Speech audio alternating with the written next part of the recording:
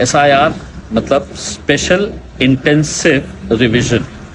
या आप पेपरों में पढ़ रहे होंगे, खबरों में देख रहे होंगे, सुन रहे होंगे, ये ऐसा कोई एक प्रोसेस स्टार्ट हुआ है SIR का। इसको सर नहीं कहा जा रहा है बल्कि SIR स्पेशल इंटेंसिव रिवीजन। और ये इलेक्शन कमीशन ऑफ इंडिया की तरफ से चलाया जाने वाला एक प्रोसेस है।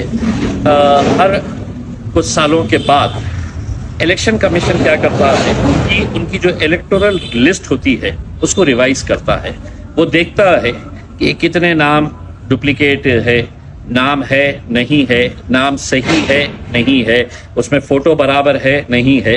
तो ये पूरे प्रोसेस को स्पेशल इंटेंसिव रिवीजन कहा जाता है।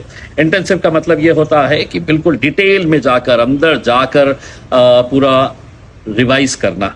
बच्चा जब पढ़ लेता है, साल भर पढ़ता है, तो माँ एग्जाम के दिन कहती है एक मर्तबा रिवीजन कर लो, यानी कि जो जो तुमने देखे थे, पढ़े थे, उसको एक मर्तबा रिवाइज कर लो। अब एग्जाम में बैठना है तो इलेक्शन कमीशन भी वैसा ही एक रिवीजन करने के लिए जा रहा है। अब ये प्रोसेस स्टार्ट हो चुका है। आप लोगों को बहुत जिम्मेदारी के साथ इसके अंदर हिस्सा लेने का है, क्योंकि आप जानते हैं कि हुकूमत कहीं ना कहीं किसी न किसी बहाने से CA NRC लागू करना चाहती है। ये भी समझ लीजिएगा एक तरीका ऐसा है कि वोटर लिस्ट के अंदर से नाम कटा दिया जाए करके उसमें।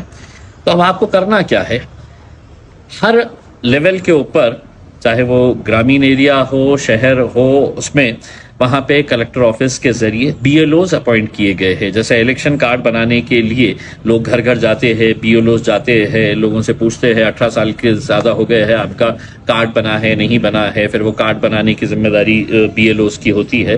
कुछ इसी तरीके से BLOs अपॉइंट किए गए हैं ये SIR के लिए भी। अब आपको क्या करना है, आपको अपने शहर के अंदर अपनी एक कमेटी बनानी है, कुछ समझदार लोगों को जिम्मेदारी देने की है, और वो कमेटी इस पूरे प्रोसेस को लोगों के ताउन के जरिए इसको एग्जीक्यूट करेगी। जैसा हमने अपने औरंगाबाद शहर के अंदर एक कमेटी बनाई है और उस कमेटी के जरिए लोगों के अंदर जागरूकता पैदा कर रहे हैं, BLOs के साथ कोऑर्डिनेट कर रहे हैं, वो कमेटी तहसीलदार के साथ कोऑर्डिनेट कर रही है, वो कमेटी कलेक्टर के साथ कोऑर्डिनेट कर रही है कि कहाँ पर काम हो रहा है, कहाँ पर नहीं हो रहा है, कौन BLO काम कर रहा है, कौन नहीं कर रहा है करके। अब BLOs तो गवर्नमेंट ने अपॉइंट कर दी है, आपको क्या करना है, आपको BLAs अपॉइंट करना है। ये BLAs आप ऐसे लड़के को अपॉइंट करिएगा जो पूरे मोहल्ले को जानता है, जो कुछ काम करना चाहता है। उसका नाम एक फॉर्म के अंदर आपको भरकर देना है, वो कमेटी के पास दे दीजिएगा, आपके अपने शहर की कमेटी के पास। ऐसे 10-10 BLOs या जो जितनी यादी रहेगी वो यादी के हिसाब से कहीं पर 10 हो सकते हैं, कहीं पर 15 हो सकते हैं, कहीं पर 8 हो सकते हैं। तो ऐसे BLOs अपॉइंट करना है जो कोई भी आपके महल्ले का हो सकता है, वहाँ के कॉरपोरेटर, वहाँ का काउंसिलर, वहाँ के पॉलिटिकल पार्टीज के लोग जो है वो अपने तौर के ऊपर भी ये एक्सरसाइज को एग्जीक्यूट कर सकते हैं। अब ये SIR है क्या, तो गवर्नमेंट ने क्या किया है कि 2002 की जो हमारी इलेक्शन की लिस्ट थी, 2002 की, वो इलेक्शन लिस्ट को निकाला उन्होंने, और वो इलेक्शन लिस्ट को निकाल के उसको है तो एक डेटा के तौर के ऊपर, उसको एक फाइनल अथॉरिटी के तौर के ऊपर देखा जा रहा है। अब अगर 2002 के अंदर इम्तियाज जलील का नाम है तो वो नाम सही है क्या, इम्तियाज जलील के वालिद का, उनके वालदा का नाम है क्या, वो देखा जाएगा उसमें। अब अगर समझ लीजिएगा कि कोई पैदा ही नहीं हुआ था 2002 के अंदर, उसके माँ बाप थे, अगर उसके माँ बाप नहीं तो उसके दादा दादी थे, उसके नाना नानी थे, उनका नाम है क्या 2002 के अंदर। और अगर वो नाम मिल गया तो उसका जो एपिक नंबर होता है, उसका जो सीरियल नंबर होता है, वो पूरा है तो आपको वोटर लिस्ट 2002 की, जो आप है तो वेबसाइट के ऊपर से भी निकाल सकते हैं, वहाँ पे पहले ढूंढ लीजिएगा कि अपना नाम है क्या।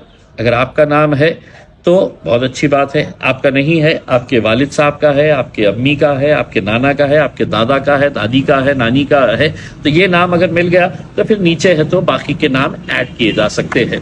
अब होगा क्या कि BLO आपके घर पे आएंगे, BLO आपके घर पे आके है तो वो देखेंगे कि 2002 की लिस्ट के अंदर आपके घर में से किसी का नाम है क्या। आपको क्या करना है, तो आपके घर में जितने भी वोटर्स हैं उनके सबके वोटर ID कार्ड और उनके सबके आधार कार्ड है तो आपको तैयार रखना है। BLOs आएंगे, आपका देखेंगे ये नाम है करके। अब हो सकता है कि 2002 की वोटर लिस्ट के अंदर आपका नाम गलत है और अभी की जो वोटर लिस्ट आई है, आधार कार्ड जो बना हुआ है उसके अंदर नाम अलग आ रहा है, ये सही नाम है, वो गलत नाम था उसमें। तो वो नाम को करेक्शन के लिए भी वो BLO आपको है तो वहीं का वहीं है तो उसको फॉर्म के जरिए है तो वो नाम है तो करेक्ट भी कर देगा उसमें। तो एक ही प्रोसेस के अंडर आपका नाम अगर गलत था तो वो नाम भी है तो दुरुस्त हो जाएगा। साथ ही साथ अगर किसी का नाम नहीं है या आधार कार्ड के अंदर भी उसका नाम गलत आ रहा है तो आप क्या करेंगे? 2002 की लिस्ट के अंदर अलग नाम, आधार कार्ड के अंदर है तो एक गलत मिस्टेक है, तो फिर वो फॉर्म आता है, फॉर्म 8 होता है, वो फॉर्म 8 आपको भरना पड़ेगा। वो आधार कार्ड के अंदर है तो आपका नाम है तो पहले चेंज करना पड़ेगा, और वो चेंज करने के बाद है तो फिर वो जो प्रोसेस है SIR का, वो प्रोसेस SIR का कंप्लीट करना पड़ेगा। ये सब बातें मैं आपको क्यों बता रहा हूँ?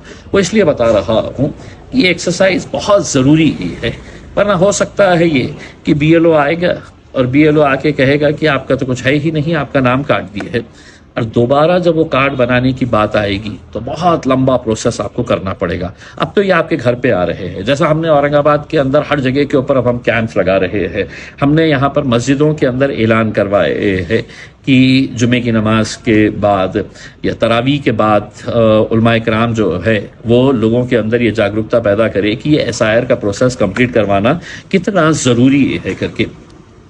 क्योंकि अगर आपका नाम हट गया तो सिर्फ एक वोट नहीं हटता है, आपका अधिकार जो है वो अधिकार पूरी तरीके से ख़त्म किया जाता है।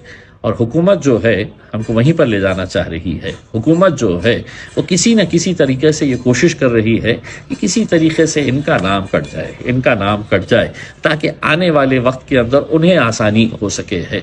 हमें गफलत में नहीं रहना है, हमें पूरी जिम्मेदारी के साथ, और मैं इस वीडियो के ज़रिए तमाम शहरों में मजलिस के जितने ज़िम्मेदार हैं उन सब से अपील कर रहा हूँ, अपने अपने तौर के ऊपर ये एक्सरसाइज शुरू करें, कमिटीज़ बनाए और कमिटीज़ के ज़रिए ये काम को अंजाम दे।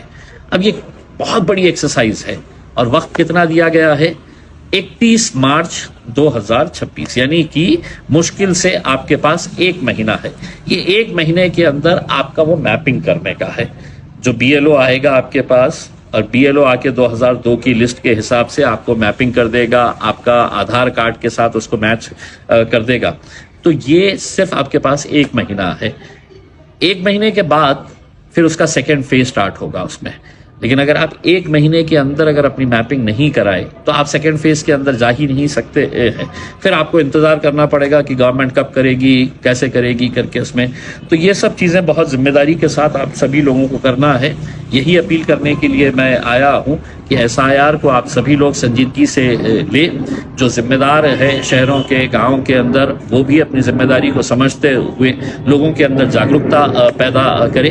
और तमाम कमेटी के लोगों को मैं ये कह रहा हूँ, अपने अपने मोहल्ले के अंदर, अपने अपने गलियों के अंदर लोगों को आगाह करें कि ये काम आपकी जिम्मेदारी है कि आपका नाम उसके अंदर रहना।